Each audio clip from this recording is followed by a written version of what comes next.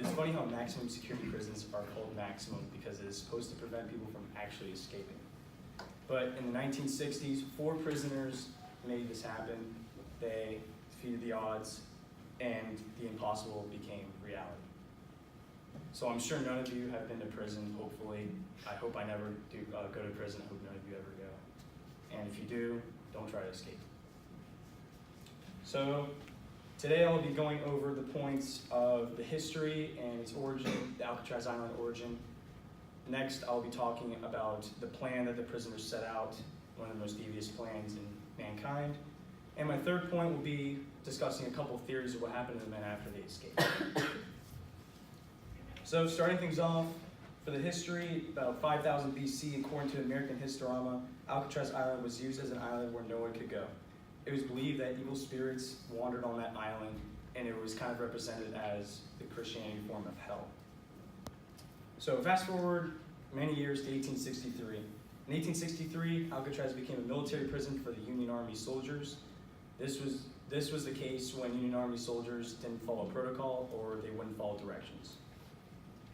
Fast forward again to 1912, the Alcatraz Island established an actual prison for dangerous criminals around the United States. The odds of escape were near impossible because it was about 2 miles offshore from San Francisco Bay, and the waters in the summer would get as cold as about 50 degrees Fahrenheit. The terrain of the waters were really rocky, so it would make it almost impossible to head back to escape. So the 4 prisoners that I have right up here, John England, Clarence England, Frank Morris, and Alan West, were these prisoners. So how did the plan form? According to Best Documentary YouTube channel or podcast, the old infrastructure in the prison was starting to crack and wear and tear because it was very old. It used to be a fort, and it used to be a military prison as well. So the prison itself could not afford all these expenses because they would have to literally break down the prison and rebuild it. So this is a huge factor in the prisoner's escape plan. So the 4th prisoner I talked about, Alan West, he knew about a vent cover behind his cell that he was able to go through. So the 3 other prisoners decided to request to move next to his cell, which at the time, I guess you were allowed to move cells, and the requests to move cells were all approved. So now getting to the phases of escaping, the first step was that the prisoners made dummy heads.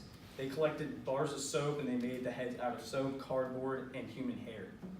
This was used to distract the guards so that way the prisoners can escape and the prison guards would go in the cells and try to wake them up just for a dummy head to fall on the ground. It's a little distraction. So the second step was drilling the vents with a drill made from a vacuum cleaner motor in order to make it bigger because the vent unit was only 6 inches wide, so they would need to drill holes in order to push the rest of the seal from the concrete out. So the next step was that they climbed through the vent and they would go to this place above the cell block called a corridor. And the corridor was where they would do, use their tools and kind of have a mini workshop up there. They would have a horoscope so that way they can look out for the prison guards because it was not really guarded well. So now, after they built the tools, they climbed up the pipeline. As you can see, there's a little pipeline. There's like 3 black animated pictures right there. The people climbing up. They climbed out of the vent. There was another vent, and they eventually got on top of the roof. So once they got on the roof, they had to climb down another pipeline, about 15 feet, to get to sea level. They then, one of their creations that they made were kind of like a raft that was made out of 50 raincoats that they stole from other prisoners and other security guards gave them. So that was pretty interesting.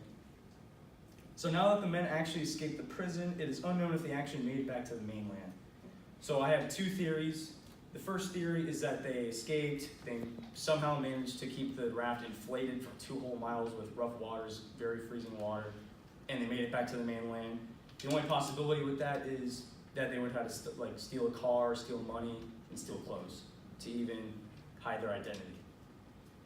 The other theory, which is what happened, was most likely to happen, was that they died and their trip was ill-fated. So according to BuzzFeed Unsolved YouTube podcast channel, the first theory seems almost impossible, while the second theory seems very possible. And according to the FBI that was aired on CBS News, there was a letter hoax that happened last year.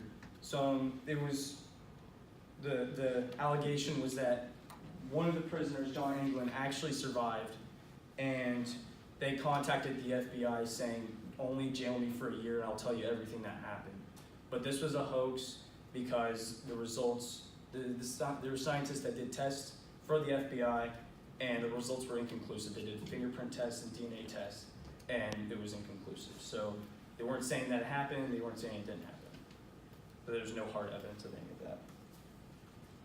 So in conclusion, this is a great mystery that has gone on for over 50 years now. We don't know where the men are at, but most likely they probably vanished.